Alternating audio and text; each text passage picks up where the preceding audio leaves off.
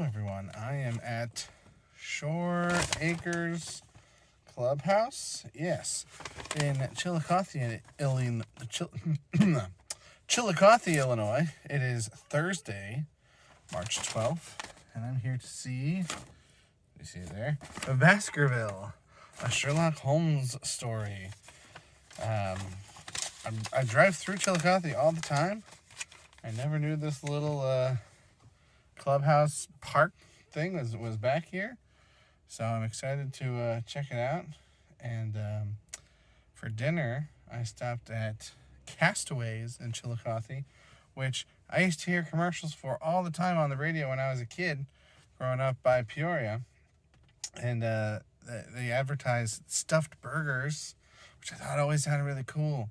And so I went today, and apparently they don't do that anymore. But I got a horseshoe, which is not a food that I was familiar with, even though I've lived here in Illinois my whole life, and apparently that's an Illinois thing.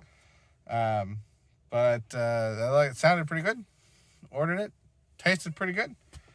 So next time I'm driving through Chillicothe, I might grab another one. But that's enough for now. Talk to you after the show. Okay, time to talk about Baskerville. Sherlock Holmes mystery. For numerous reasons, it would behoove me to get through this video quickly. So I'm not going to rush through it by any means, but I am going to try to stay on task, which I know I'm bad at. This show was delightful. I think that's one of the most apt words I could use for it. It was surprising and unique in many ways. To start, the venue, the Shore Acres Clubhouse, home of the Chillicothe Players Theater, is a house. Now, it's not a residence, and I don't think it's ever been used as a residence. It's a clubhouse. It was built by a company for business purposes. But structurally, it's a house. It's not a theater, it's not an auditorium, it's not an old church that's been converted, it's not a town hall, it's not a school gym, it's a house. And the whole show was just in a room of this house. There was no stage, there was an area of the floor. The sets were extremely minimal. They had a big curtain, not like a hung stage curtain, just like on curtain rods that served as their backstage, and they had an entrance on either side and then one in the middle, and then they had a little curtain screen in front of that middle one so that you couldn't see them going in and out, and then some rehearsal cubes, and that or stage cubes, I don't know. I thought they were, my brain said rehearsal cubes, but they're used in performance, so maybe that's not right. But I'm going to call them rehearsal cubes because that's what my brain thinks they're called. That was it.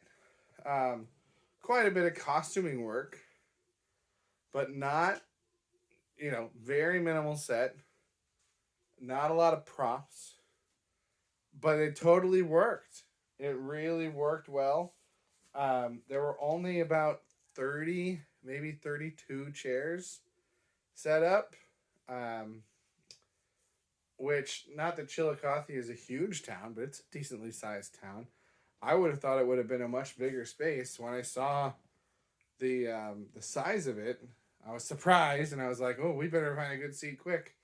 And it didn't even fill up. There were not a lot of empty chairs, but a couple. The director was one of the people sitting just in the chairs. So very, very unique in that regard. All of that was unique about it. Surprising because nothing about any of the advertising for this would lead me to believe it was a comedy. Nothing about the story it's based on would lead me to believe it's a comedy. Nothing about how it was marketed led me to believe it was a comedy. And yet, it was absolutely hilarious. I laughed more and harder during this show than any other show I've seen this year. The audience was losing their minds. This is the first time this year I've seen the actors themselves break, and not all of them. The guy that played Sherlock stayed strong, so like it worked. But Watson broke a lot.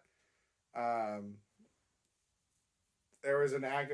Most of the actors play multiple characters, so the actor that played um, Sir Henry and several other characters, he he broke a lot. He was very funny. And then the main actress that they had, she broke a couple times, but not as bad as the guys did. But even though they, it didn't ruin anything. It added to it. It was it was like good improv or good sketch comedy that they're able to still run with it and save it and make it work.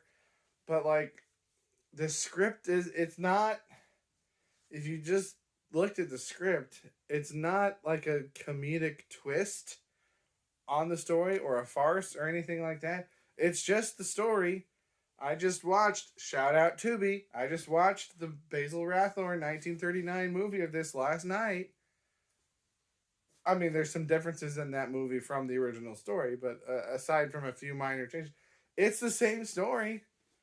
It's not like a comedic twist. It was just the actors were just funny, and their deliveries were funny, and the way that they interacted and accommodated for the lack of sets and prompts was hilarious, and the whole crowd was losing their minds. The director was cracking up, which I know sounds like it could be cringe, but like it felt earned. It was such a good experience, and it, I I would think, or you might think that if you go to a show that you think is going to be a serious show or a straight show, and then it turns out to be comedic, you might think that you would be upset and be like, "Well, I didn't like that. I would," but nobody seemed upset. I certainly wasn't upset. The friend I went with wasn't upset. Like it was surprising, but pleasantly surprising, and I can't. I mean, I would the one of the actors made a bit of an announcement at the end. Asking people to spread the word and suggest other people go. And he made a point to say, feel free to come back yourselves because it's going to be different next time because they, not that they full on improvised, but the way they got in and out of their little situations was kind of spur of the moment. Um, there were also a couple times where it was pretty clear that one of the actors had forgotten their lines, and so the other actors kind of have to make up dialogue to lead them to the line that because they realize that they're supposed to say something that they can't remember what it is, so they're like, "Didn't you say this?" Or like, "Do you think it could be this?" And again, it's the kind of thing that you might see like in a movie about bad acting. Like I feel like it's normally associated with negativity, but it was just so funny and so earnest. I loved it. I loved it so much. If I wasn't already seeing a bunch of other shows this weekend, I would go back. Um, and that again, the staging of it all and how minimal it was, it makes me want to go see more shows at this place just to see how they do it. They're doing either Willy Wonka or like a new Charlie musical. I think it's musical, but they're doing some version of that later this year, and that's the one that I directed at my first teaching job. And I'm so curious to see if it's like this, where it's minimally staged, or if that was just part of this show in particular. And like, part of me wants to see something like that. It's supposed to be big and fantastical, and like, what can you do with that if you're using just bare bones stuff? So I'm gonna keep an eye on that for sure. I had kind of discounted seeing a Wonka show since I'm already pretty familiar with the Wonka show. But I think this is a different version anyway. Um, so I'm not gonna say it's a definitive go for me, but I'm gonna keep an eye out for it, and maybe I'll get to check it out. But I'm very tired right now, so my energy isn't coming across. But I can't say enough good things about it. Um, if I had to make a couple small criticisms, well, one somewhat large criticism, but the chairs in that venue are not good. In the first half, I was checking my watch, not due to the pacing of the show or being bored or anything like that, just because my legs were so sore from these chairs and I wanted to get up and walk around. And in the second half, like I said, there were only 3 rows of about 10 chairs each, and I was in the back row on the at the corner. And in the second half, even after the intermission, I just had to get up and just stand in the back for a while. And then I was able to, after a few minutes, I was able to reorient my chair, and then it was okay. But some new chairs there would be nice. But in terms of the show, there's a director's note in the program. Sherlock Holmes is arguably the world's most famous detective, and The Hound of Baskerville is among the most famous of his short stories. Within the world of Holmes, he is so famous due to the stories written about him and the cases he solves from his lifelong assistant, Dr. Watson. So it makes logical sense for when the story is taken to the stage that it's told through the lens of Watson and as he narrates to the audience. That much is accurate. Watson kind of breaks out of the the plot to narrate to the audience a few times. That is a note that I had about the movie that I watched. There's that Sherlock was absent for a lot of it. He wasn't absent for that much of it, as much of it in this play. But that all fits. Side note, I'm actually reading. That was weird. Reading a Sherlock Holmes story right now, called A Scandal in Bohemia, and I don't know if there's any references to that in The Hound of Baskerville. That would seem strange. There wasn't in the movie that I watched. But in this play, they make reference to it. And so I was just like, I know what that's referencing because I'm reading that story right now. Not relevant. Moving on. The second paragraph is where I take a little bit of issue. What makes this such a unique and fun spin on the tale is that not only is it a play, but one in which the actors are aware they are in a play. It's a story within a story. The story is Dr. Watson telling us his tale with a group of friends gathering together to help him tell it. And as it is with friends' help sometimes, not everything goes quite as planned. But the show must go on, as we, the audience, will see numerous times through the evening. So that was the first indication that I had that this was going to be comedic.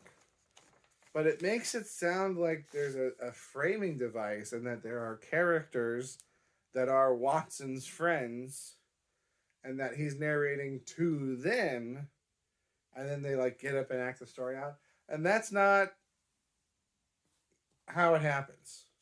There are no characters that are just his friends, just chilling with him.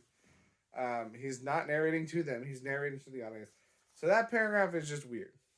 Now, like I said, I loved the delivery that I got. I loved the vibe in the show that I got. So I'm not upset that it didn't match that. I think what I got was better than what was described. But this is the second program now that has had a director's note. I think the one that I don't say the name of was the other one.